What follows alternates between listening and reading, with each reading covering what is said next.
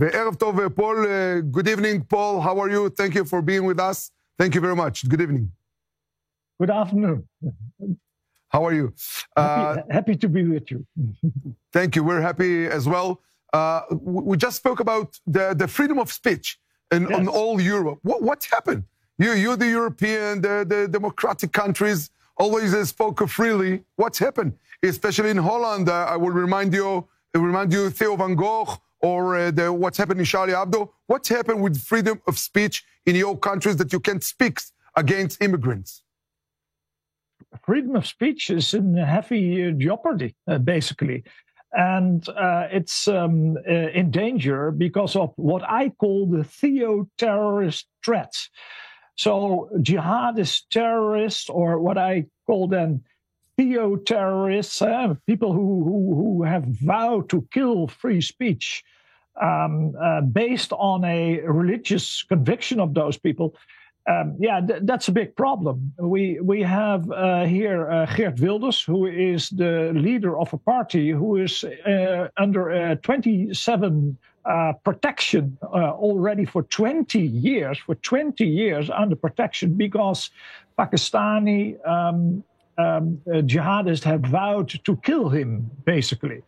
There is also someone has been arrested for that in 2019. And he's now doing 10 years punishment in a Dutch jail. But it still continues. People who have put a price on his head, and that's a big problem. And we have already also the problem of Theo van Gogh 20 years ago, who was killed here on the streets in Amsterdam because he made a film together with Ayaan Hirsi Ali, and he was basically killed for making that film with religious criticism. And that's also in line with the Charlie Hebdo killings of 2015, Samuel Paty, 2020, the French teacher who showed a Muhammad cartoon during his lessons. It's a big problem. But who are those forces that now are stopping the freedom of speech? Who are they? Is it the police? Is it the states? Is the justice system? Who are those institutions that preventing people to speak freely? Well, basically, it's the terrorists, of course. They say that if you exert criticism on the Prophet of Islam, we're going to kill you. That's the basis, and that's already that led to the death of Theo van Gogh, to the French cartoonist, to Salman Rushdie in 1989. So there you have the problem. But my impression is that governments are also now cracking down on freedom of speech because they realize they cannot control the situation once you have a Muhammad cartoon or you have the Satanic Verses Part 2.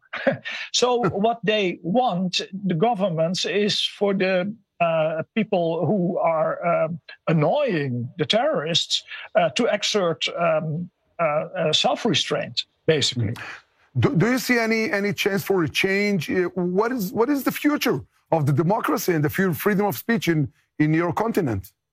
Well, I think that we have to reconsider migration, of course. Migration from Islamic countries poses a threat, basically.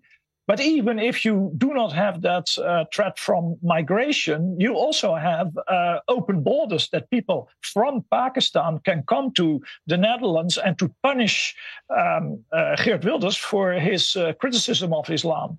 So it's a really very tricky problem. And the solution is, in my view, to be aware of the problem. And our governments have to be aware of the fact that the biggest security issue at this moment is jihadist Islamism or jihadist terrorism or whatever, and they have to be honest about that towards the citizens. You're right. We agree with you. We want to thank you for this interview, Mr. Paul Clitter, and we're maybe in the future we will talk again. Thank you. Thank you very much. Great. Thank you very much. Thank you. Have a nice day.